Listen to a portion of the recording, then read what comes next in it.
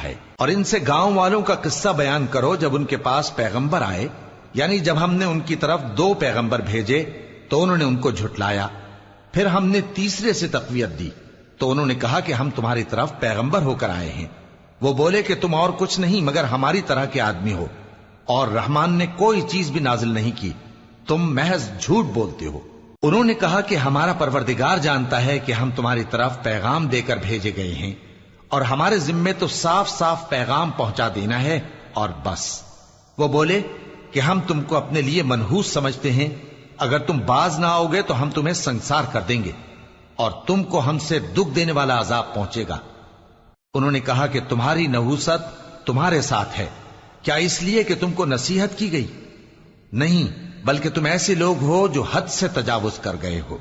और शहर के परले किनारे से एक आदमी दौड़ता हुआ आया, कहने लगा कि ऐ मेरी कौम,